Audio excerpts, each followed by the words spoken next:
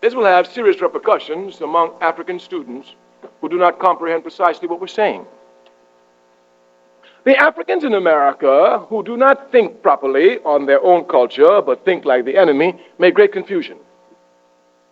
If you look at the struggle of Africans all over the world and in America, you will see that they struggle as a mass people. All their struggles are mass struggles. Yet, all their advancements are individual advancements. Hear us properly. We say the masses struggle, and then the capitalist system gives us an individual who advances, maybe the first one to work for IBM, the first one to work for Coca-Cola, who knows. And this first one is so confused that they actually think that by being a first one to work for IBM, that they have been a credit to the race. Indeed, they believe they have advanced the race. There is nothing but clear stupidity, backward thinking, confusion by the capitalist system. If the masses of our people suffer for our advancement, progress only comes when the masses advance. If the masses do not progress, there's no progress at all. If one knows this, there's no discussion about since the 60s. Certainly since the 60s, many individuals have climbed up. Some have become mayors, some basketball players, some football players, some on television, some movie directors. All of this is a result of the struggles of the mass of the people. But the conditions of the masses of our people become worse. For someone to discuss progress means that they're very confused. There's been no progress for our people. The conditions are worse. The only progress for our people is a rising consciousness of the masses which will never stop. Aside from the rising consciousness of our people, the conditions are worse for the masses of our people. If you have rising consciousness and worse conditions, there's no question you're heading for the path of revolution. It's quite clear. We say you must not, of course, let the capitalist system confuse you. You must come for yourself to decide for yourself. The system makes you lazy, you know. I'm willing to bet you, without knowing any of you as students, this is my first time here in some years. I think it's my first time ever coming here, as a matter of fact. I'm willing to bet you that no more than 3% of the students here read books outside of their assigned books by their professors, if they even read that. If they even read that. But since you do not go out and look for your history, you take which is given to you, and you think what is given to you is what you're supposed to get. The enemy will never give you the truth, and certainly will never give you your history. Teach. And we say, no man, no woman looking for the truth cannot find it. Someone can hide the truth, but if you look for it, you'll find it. The only way you will not find the truth is if you do not look for the truth. We can give examples everywhere. Some years ago, when at Spelman College, around the time when Martin Luther King's birthday had just become a holiday, I had the opportunity to speak at Spelman College. You know, those sisters were fired up. You know, Martin Luther King's birthday had just come. And they were out there. When I walked in, it was wall-to-wall Africans, and they were excited. I asked them a question. How many of you love Martin Luther King? Put your hands up. Some put both hands up. And I asked them a simple question. Keep your hands up if you have read one book by Dr. Martin Luther King. Oh, Brother Kwani, we love him. They don't even read about King. All they know about King is what they get off of television, and the television can only give you sound bites at best. The other young student came running to me and said, oh, you know, it was Dr. King's birthday recently. I said, yes. He said, you know, I almost know his speech. I have a dream by heart. I said, that's excellent. He said, do you know it's the best speech that Dr. King ever gave? I told him, keep quiet. You must not spread ignorance, especially among an oppressed people. Anyone who knows anything about Dr. King knows that one of his most mediocre speeches is I Have a Dream speech. That's right. I commend one other speech to you if you really want to see Dr. King. It's called Why I Oppose the War in Vietnam.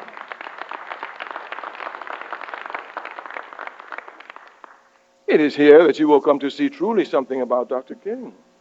I want to give you examples so you can see what your responsibility is. You must not think that the enemy will ever come, or anybody will ever come and give you instructions on your struggle. It is only you yourself who must find the thread of your struggle. It is your responsibility to understand the resistance of your struggle and to make your contribution to your struggle. When they get through with Dr. King's interpretation, since we don't read him or study him or analyze him, they make you believe that the greatest contribution Dr. King made to his people was nonviolence. And they call him a creative genius. Can you imagine that? That means that all Dr. King did with nonviolence was to take that from Mahatma Gandhi and adapt it to the situation in the United States. Hello guys, welcome back to the channel. Look, I just hope that you're doing fine wherever you are today. Now, Dr. Kwame Ture has been so pivotal when it comes to awakening the conscience of Black people, the value of our unity, people coming together, seeing ourselves as people who have collective struggle. And it talks about the effects of capitalism and how capitalism has affected the minds of Black people to the essence that we are not moving collectively. We are just moving like everybody for himself. And there is an effect of a capitalistic society. America is built on the essence of capitalism. America is a capitalist country. And day by day, you see how the individualistic nature of America becomes, where everyone gotta stand for themselves. No matter how you Black, you ain't no get support easily from a person who looks like you, because the system has made it for people to suffer. And what Dr. Kwame Ture is trying to do, he is trying to bring Black people together. He's trying to look for He's trying to look for the ships that were lost. He's trying to bring them back. He's trying to bring the Black unity together. He's trying to sensitize us by telling us that, Black people, we were being played. And now, white folks on the other side, they are always encouraging Black people to, not encouraging Black people, they're always spreading the issue of, everybody gotta stand for themselves and no support nobody. But deep down, they supporting each other. They taking care of each other. They always there for each other. They moving as a community. But we are always decentralized. We are always divided. We keep on fighting against each other. We don't even care about our brothers and sisters. And we are forgetting that for the civil movements that happened, those days that Black people used to stand together, fight in solidarity, those are the days that brought change. He also goes on and talks about the plight of Martin Luther King and how history has tried to show how history has tried to erase the greater things or the greater part that he did to fight capitalism. One of the major problems that are facing the United States today, or one of the major problems that are facing people today, is the capitalistic nature of the United States. You can see how it has put its hands on different things which are happening in different parts of the world. And just so to say, it is also amongst the things that has made Black people suffer. Capitalism and racism, quite of same thing if you come to look at it. But today's focus is going to show light on how we Black people globally, we need to stand together. Because in the lecture hall, he was also addressing African students who are in the lecture hall. And yeah, I could be a student to Kwame Ture. I could, So it's a long way to learn. It's a long way that we all gonna face this. Now, capitalism has played a significant role in fragmenting Black communities by promoting individualism over collective action. This economic system is built on competition, which drives individuals to prioritize personal advancements and wealth accumulation over communal solidarity. For Black people who have historically faced systemic oppression and economic exclusion, capitalism encourages a survival mentality focused on individual success, making it difficult to address broader structural issues as united front. This is just funny because it's happening with us, and it's about that time that we need to get to know that in reality this is happening, and we need to take time, we need to understand, and we need to see ways that we can come together. We need to find ways that we can work together to make this happen, right? So I don't want to say much first. I just want us to watch this video, and then I'll be back with my commentary. As you know, these are presented Jindox Stories, and if you're watching this video for the first time, most definitely I'll be asking you to please subscribe the channel, join my membership, check my Patreon account, and see what we can offer you. Until then, let's dive right into the video. A genius doesn't have to do this. Why, even George Bush can do that. But Dr. King certainly was a creative genius. And his contribution to us was not nonviolence. Matter of fact, when they get through with him, he sounds like Martin Luther, nonviolent King. King's greatest contribution to us as a people was he taught us how to confront the enemy without fear. When you properly understand this, then you will properly come to understand the real contribution that Martin Luther King made to his people. I would see him come into a town. All the signs were segregated. The Africans there were trembling when they saw white people. If they were walking on the sidewalk and the white person was coming, they have to get off the sidewalk, take off their hat and say, "Yes, sir, I have seen this in my life. I've seen these people come trembling," and Dr. King come to the town and said, "We're going to change everything here." "Oh, Dr. King, please don't talk too loud."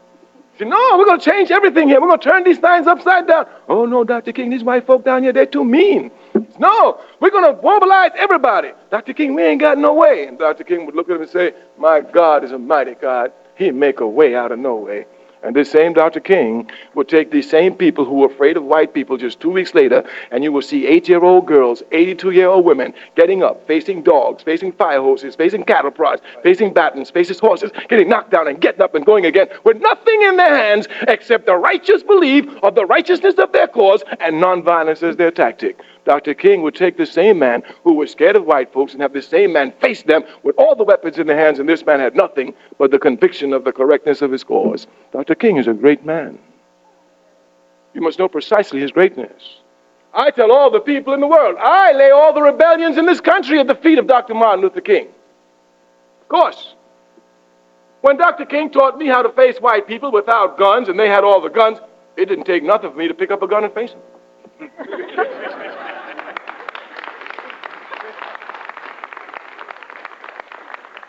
It took absolutely nothing. I could face them, look them in the eye, they'd knock me down, I'd get back up, they'd knock me down, I'd get back up, they'd put cigarettes on me, I'd get back up. Well, I could look them in the eye and do all this. Why, it didn't take anything to pick up. Matter of fact, I was ready for it. Dr. King, in fact, helped prepare me for picking up the gun. You must come to understand properly your history. One of the reasons why you get confused is because the capitalist system lets you think that you can think about something without being involved in that which you think about. Matter of fact, they let you think you're thinking. I see it all the time. You can even look at the television and watch a basketball game. People in the stands will criticize every basketball player. They've never been on the basketball court. Unless you play basketball, you cannot criticize any basketball player. It is clear, unless you're involved in that which you're thinking about, you can't think about it. None of you who have not taken physics cannot think about physics. Of course, you can think you think about it. But the only way you can think about physics is when you're studying physics, involved in physics. The only way you can think about mathematics is when you're involved in it. If you say you are for world peace and you think about world peace, but you do absolutely nothing for world peace, you're not thinking about world peace. You're just thinking you're thinking about world peace. So it is with the struggles of our people. I'm sure that if I asked all of you, do you want our people struggle to advance? Every hand must go up. The truth is so powerful that even liars must spit it out. Of course. Every hand would go up. Everybody wants the people to advance. Everybody wants us to get equality. Everybody wants terrorism to stop against us. Everybody wants racism to stop. Then you ask, how many are involved in the struggle to advance the people's cause? The hands will go down. But those who are not involved in the people's struggle, they still think that they think about the people's struggle. We must stop this for you. You must come to understand that the only way you can think about your people's struggle is when you are involved in your people's struggle. And if you're not involved in your people's struggle, don't fool yourself. Don't let capitalism let you think that you're thinking about your people. The capitalist system makes people stupid and then makes them arrogant in their stupidity. Not only do they not know, but they do not want to know. I've seen it everywhere. As a matter of fact, they take positions based on total ignorance. I told you I'm anti-capitalist. Thus, I'm a socialist. The other day while I was just speaking about socialism, my brother said, "Oh, Brother Kwame, you still talking about socialism?" I said, "Yes, sir." He said, "Well, you know, I ain't no socialist. I'm a capitalist. You know, America's a capitalist system and it's the greatest country in the world." Well, you know the line. I don't have to tell it to you. And he said he was for capitalism. I asked the brother one simple question. "Bro, how much capital you got in the bank?" Just a simple question. He was unemployed. Well, you know what Malcolm said. The slave will work harder to put out the master's house when it's on fire than the master himself. They don't even know what capitalism is, don't know what socialism is, but they take strong positions. Strongly, I'm against socialism. What is that? I'm against it. If you say you love your people, then you want to know everything there is to know about your people. Do you know that if a little brother on this campus happens to be your boyfriend and he says he likes you, he wants to know everything about you? Who are you going with before me? What'd you all do? How'd you all do it? Everything. If you say you like a woman and you want to find out everything about one woman, and you say you love your people and you don't want to find out anything about your people, you're lying.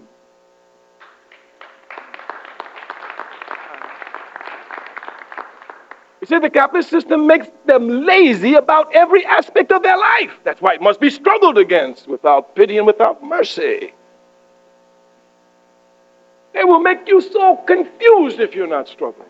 People will really think that they're advancing the cause when they're not doing anything at all for the cause.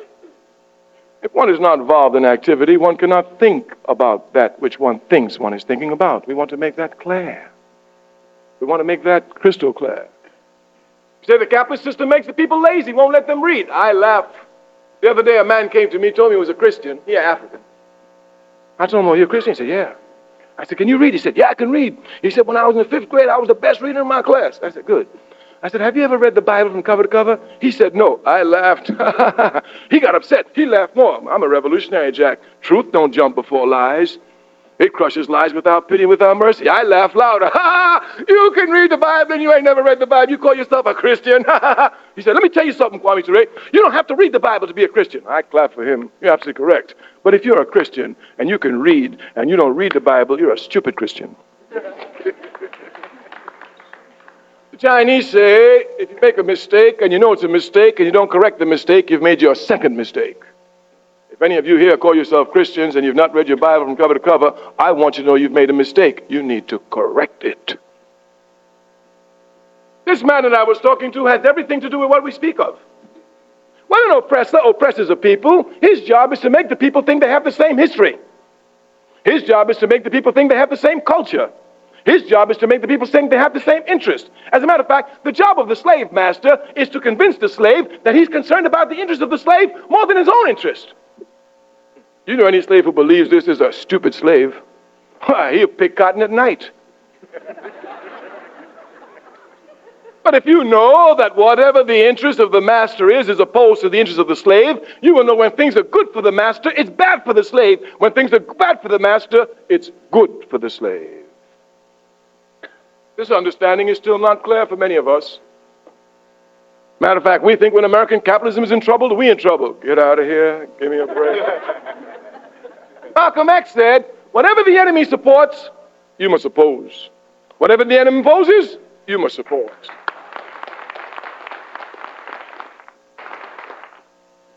I remember when George Bush said he was going to go to war with Baghdad. I quickly sent a message to Saddam Hussein. I said, I'm with you.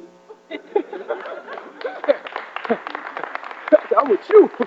Man said, this is most irrational. I said, let me tell you something. If I'm the Imam of Mecca and American imperialism is fighting with the devil, I'm on the side of the devil. Other man said, you just irrational. What about Somalia? I said, don't come on, I don't waste time with this. That's for others. I know they're wrong from the jump. So I don't even waste time with them. You mean you can't feed me in Harlem? You're going to go 10,000 miles to Somalia to feed me? Give me a break. They want to make the Africans in America think that we have the same history. You know, some of us actually think we came here on the Mayflower. You can look at the effect it has upon us. Look, America is a country of immigrants. Don't get confused. The only people in this country who are not immigrants are the indigenous people, those commonly called Indians because of Columbus's stupidity. They're the only ones. Everybody else is an immigrant. And most of these immigrants come from two continents, Europe and Africa. If you will look, those Europeans who came as immigrants, they came voluntarily on their own.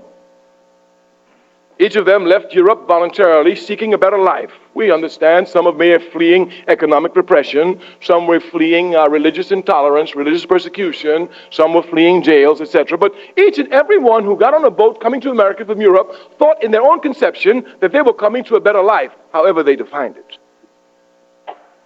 No African, not even the biggest Uncle Tom today, got on a slave boat voluntarily. We were not running from economic oppression. We were not running from religious intolerance. And certainly we had no jails.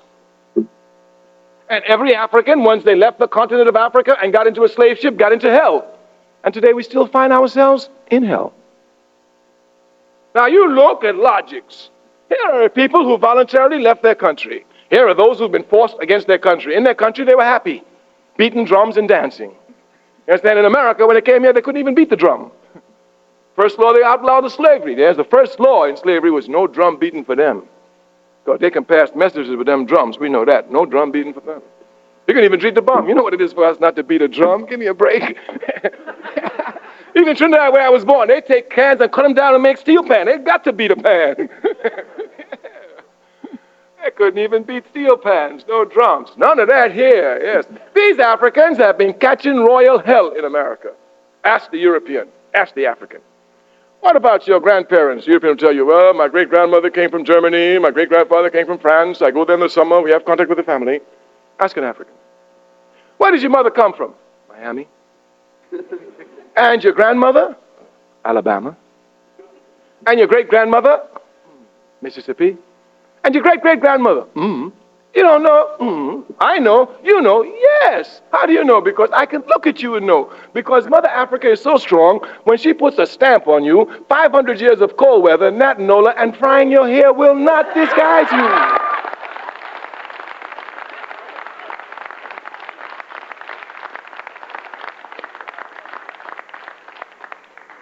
But the Africans are ashamed to admit that they come from Africa. And I don't see what we are the only ones who look like them. Don't nobody else in the world look like us.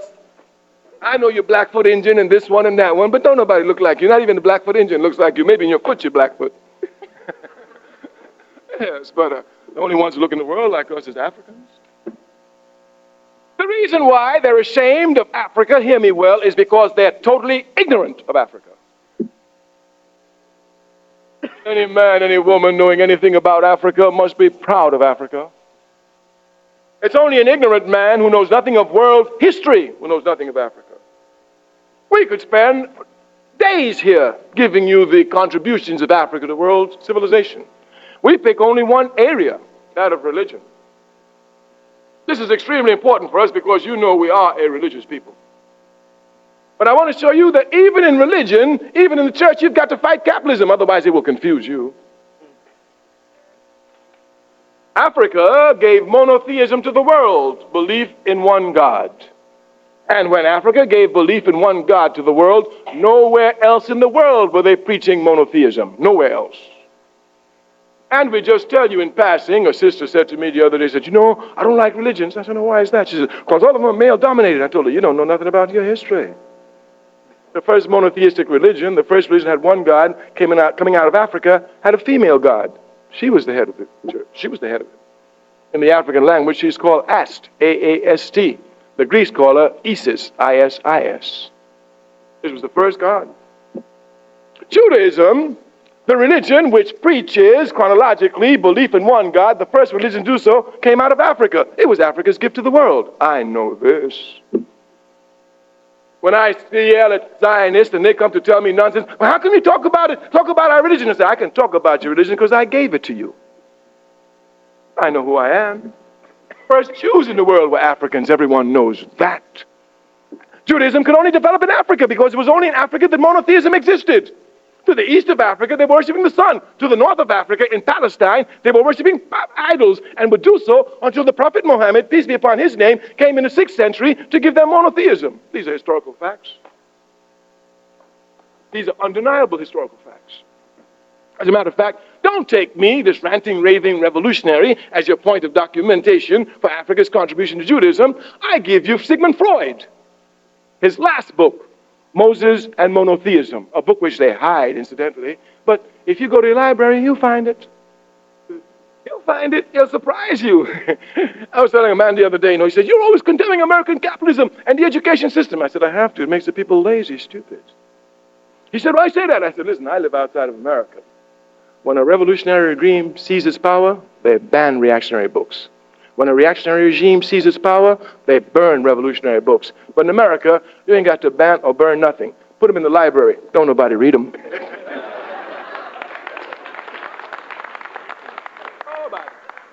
If it ain't assigned by the teacher, what am I going to read it for? The book is called Moses and Monotheism by Sigmund Freud. It's his last book.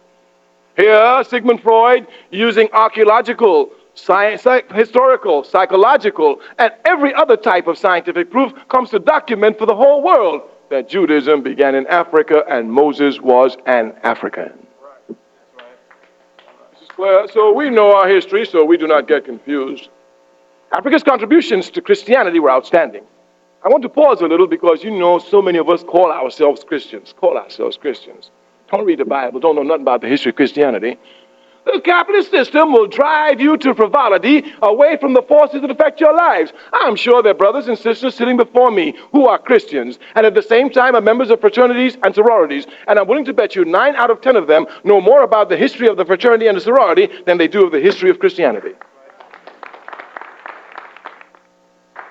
We are not here putting down any frat member, any soror sister, it must be clear here. But what we're saying is a fact. Even the frat brother or the soror sister who is a Christian will have to tell us that Christianity is more important than the fraternity. These Christians don't even read the Bible. The other day I met a white man, he's a fundamentalist, a born-again Christian. We were on the plane, he didn't know who I was, and he was just, you know how when they get born again, they just want to spread the word. Well, I'm cool with me, you know.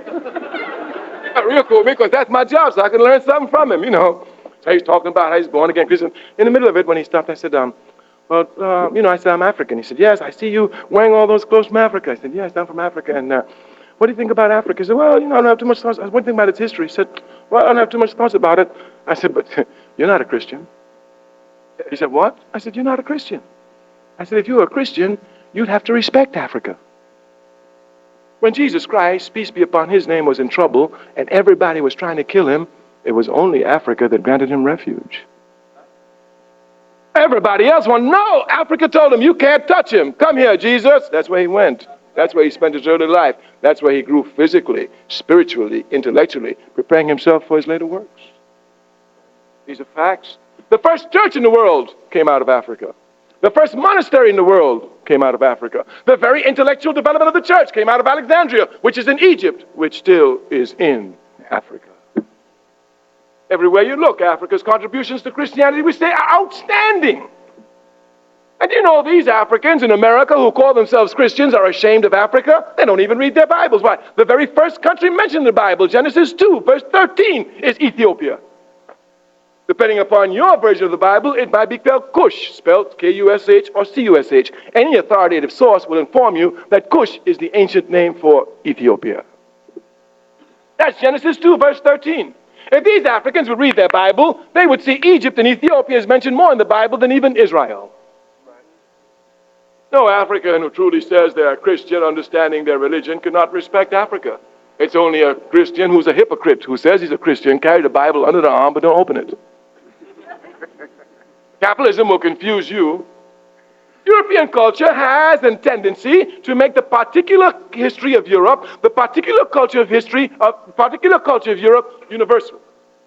We must fight against this, because each member of the human race makes a proper contribution to history. They will confuse you. Anyone knowing the history of Christianity knows that it took 400 years after the death of Jesus Christ for Christianity to enter into Europe. 400 years after his death. These are historical facts. Yet everywhere you go, and I see how capitalism messes with my people, oh, God, give them strength to fight. I'll go to a church in Africa, a church in the Caribbean, a church in South America, a church in America, among these Africans, and 99% of them, when I walk in the church, have a picture of a white Jesus with blonde hair, blue eyes, and Jesus Christ never stepped his foot in Europe. Never.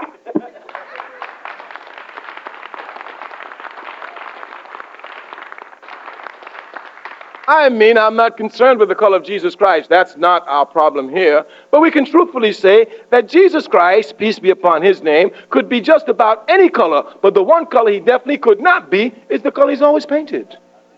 Matter of fact, if these Christians will do the slightest research, they will come to find out that this white Jesus, which they are bowing down before, is nothing other than the uncle of Michelangelo who used him as the model to paint the picture.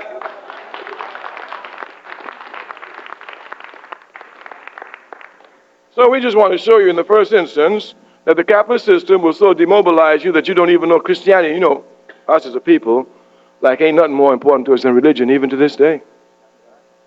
I mean, if I could just collect the energy given off at our churches on a Sunday, put them together and direct them against the enemy, we would have been free. We give off more energy in churches than we get excited about religion more than any aspect of our life. We are more enthusiastic about religion than we are about our history. We are more enthusiastic about our religion than we are about anything else. And you who are students supposed to be helping the people, you don't even read your Bible. You don't even know your history. The reason we say why people are ashamed of Africa is because of total ignorance. That's when you find a brother or sister who's telling you, I ain't no African, don't get angry with them. Just pump a little bit of knowledge about Africa into them to stimulate them to want to look at Africa. You don't want to convince them. All you want to do is look. Because once they look at Africa and pick up the history, I'll tell you, they will be so proud to be Africans. You understand? They will let nobody fool them. Not only will they not try to look like the enemy, not only will they stop frying their hair, they'll probably go straight to dread. There'll be no mistake here. No confusion at all. Yes, we must come to know our history. You have a responsibility to come to know your people's history. This is your responsibility. If you say you love your people, you must want to know everything there is to know about your people. It is only when you come to love your people that you will be able to serve them. We have said from the very beginning that one must love to struggle. We understand properly the philosophies of our people. We do not get confused. In the Caribbean, where I was born, the Africans in their sing-song English, speaking about the role of struggle, say, the rougher the water, the stronger the swimmer. Otherwise, he go under. In Baton Rouge, they say, if you see me fighting with a bear, help the bear, pour honey on me. Your people understand struggle and not afraid of struggle. Not only must you not be afraid of struggle, you must look for the greatest struggle. The American capitalist system teaches you to take the path of least resistance. A slave who seeks to be free and looks for the easy route out will never be free. The only slave who will be free is the slave who looks for the roughest route, knowing that when he takes this route, when she comes over these obstacles, no force on earth can stop her, and she can always be more convinced to carry on and wage the struggle. That's what Harriet Tubman represents. Constant struggle. We want to make this aspect of constant struggle clear. Of course, the capitalist system, of course, will confuse you. It presents things only as one-sided, that things are only one side. When they talk about the Indians and the cowboys, you just get the cowboy side, not the Indian side. When they talk about the struggle in Palestine, it's just the Zionists, never the Palestine. I mean, never. The other day, someone was sitting down looking at a movie. It was a movie about how these, the Jewish people had suffered, and now because they're suffering, they were going to Palestine, a Zionist picture. So it was on television. So I walked out the room. Someone said, oh, you are so racist. I said, I'm racist. Yes, this is a story. It's just a story about people suffering and just that suffering. And you think, I said, when last have you seen a picture of a Palestinian family suffering on television? You will never see it.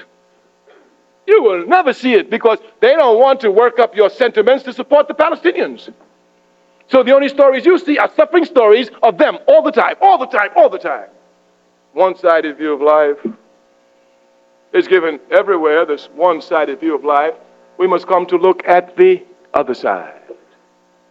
We must come to investigate the other side. And when you investigate the other side falls.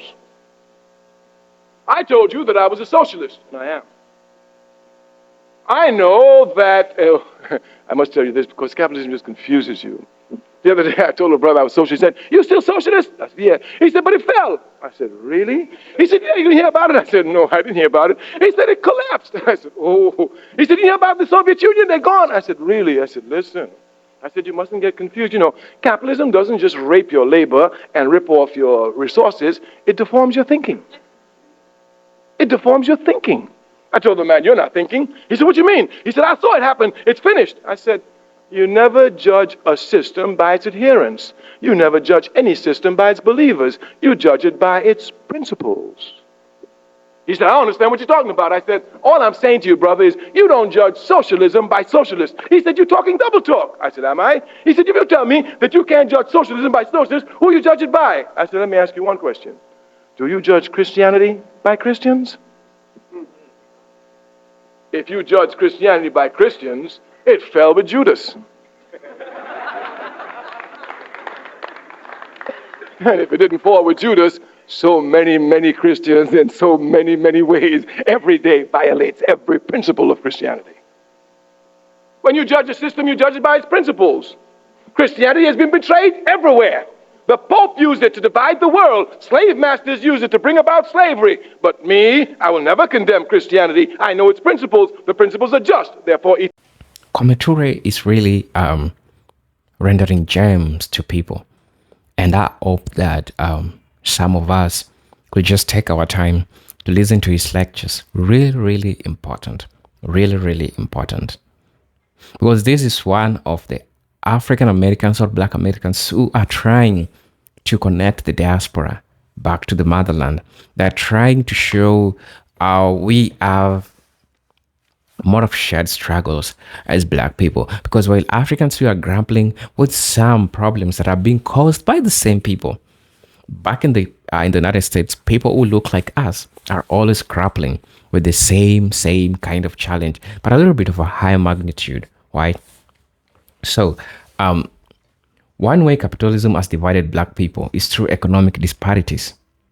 In a capitalist system, the accumulation of wealth is often presented as the ultimate goal, and those who achieve it are celebrated as successful. This creates a narrative that individual success within capitalism is attainable if one works hard enough, ignoring the historical and systemic barriers, and prevent many Black people from accessing the same opportunities as their white counterparts. As a result, the focus shifts away from dismantling the oppressive structures that keep the majority of people marginalized and towards individual aspiration for wealth and status. And it's true. This is what capitalism has achieved, because you're being told that, no, don't complain about racism. Don't complain about racism, because if you complain about racism, you won't be working hard. We have Black people that have worked hard, that have moved from complaining. So this is how capitalism is trying to show you how you need an individualistic movement. You don't need to move as a collective group, because if you moved as a collective group, you will be mobilizing your brothers and sisters, complaining how the cost of living is so hard, complaining how things are so difficult for everyone, right? So they're trying to sell this narrative, and they're trying to tell you that, instead of keeping complaining, you need to go work hard. You need to go make money. There is no problem with working hard. There is no problem with making money. But the fact that it is alienating a person from speaking the truth or from saying some things, now that's where the problem comes. That's where I don't agree with some of these ways or these leaders that come to tell Black people that you don't need to complain, that you don't need to say A, B, C, D, because you are both given two hands and you can work hard. United States is a free space that if you work hard, you'll achieve money. That's totally crap, right? In as much as people are working hard, we need to see the systems that are working for everyone, and this can only be achieved when we are working as a group of people, when we are seeing ourselves as people that can work together. We can have the collective voice, because remember what Black people did. It is for the Black people that we have affirmative action. It is the voices. And now they're trying to find systems, or they're trying to find ways of killing these voices, right? So it is important to understand that capitalism has really, really divided Black people. Or so to say, it has really, really made sure that Black people are not thinking in the same line, right? And the media has also played this role in diverting our attention into some things, while other important things that are happening, we are not even looking into them, because we've been lied to. We've been told that it has to be that way. We've been told that you need to work hard. But of course, we need to work hard. But our collective voices, our collective ideas need to be heard as people, because I believe this is an important thing that we need to talk about, right? Okay. Also, capitalism has also commodified Black culture and labor, often benefiting a few individuals while exploiting the masses. For example, Black entertainers, athletes, and business figures who have achieved financial success are often highlighted as proof that the system works. They're using what is called sampling, which is not the truth, which is not the entire truth, right?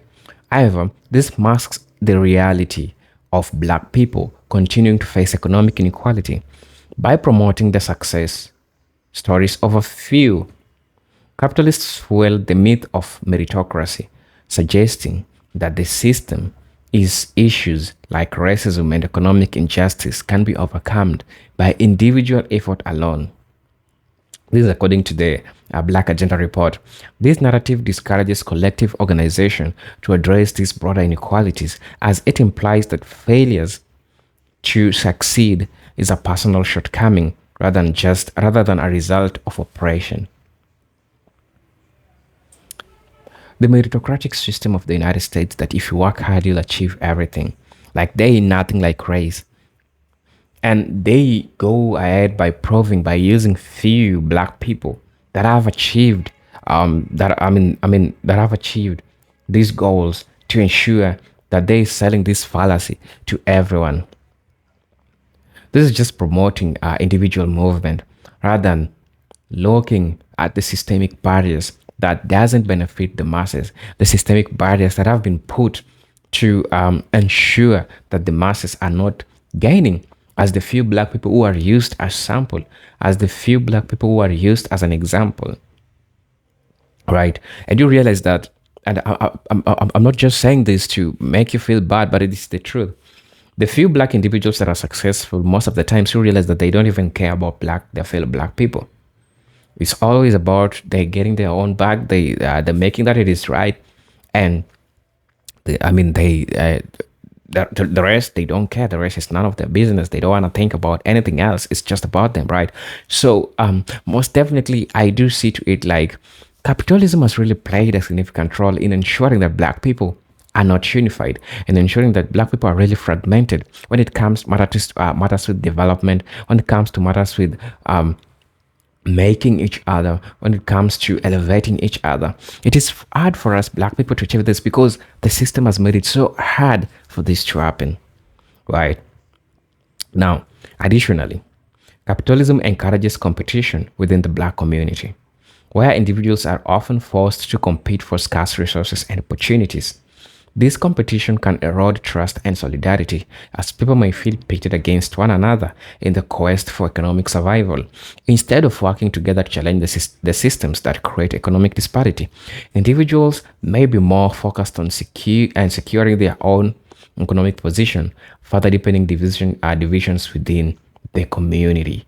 And it is true because once people are being focused on just looking at how to make their bag, how to ensure that they have everything in touch, they have everything that they want, they have everything in place, they put everything that they want in place.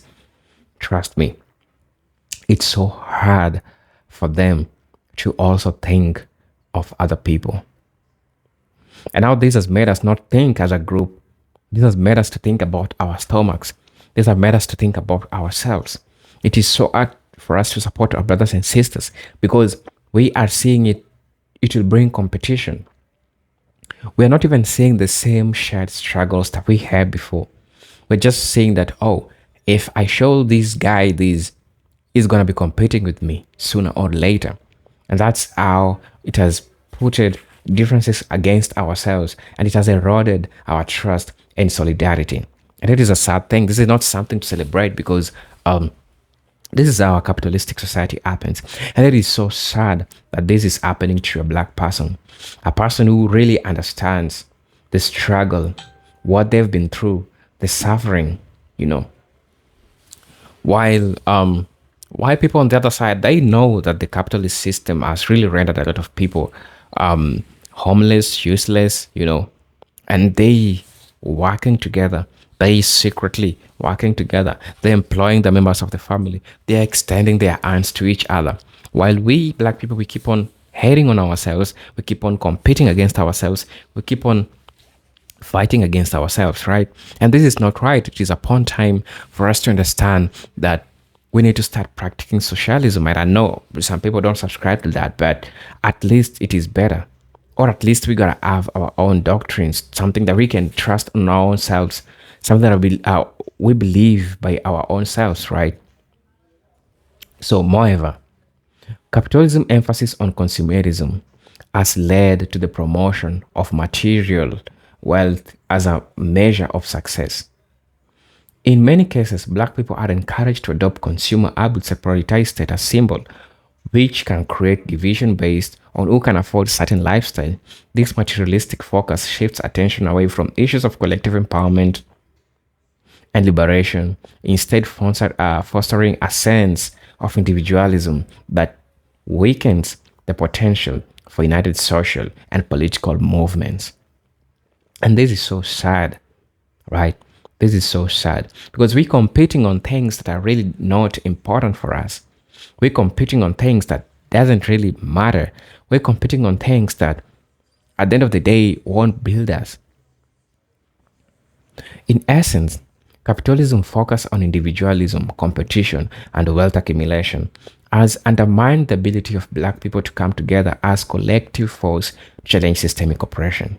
By promoting the idea that individual success is achievable within the system, capitalism diverts attention from the structural changes, from structural necessities to uplift the entire community. This fragmentation weakens the efforts towards achieving economic justice and racial equality, making it harder to address the shared struggles that continue to affect black people globally. These are presented Gene Tech Stories. Again, if you're watching this video for the first time, I'll most definitely ask you to subscribe to the channel, join the membership, and really get to see what I can offer you. Until then, peace, love, and harmony. Salute.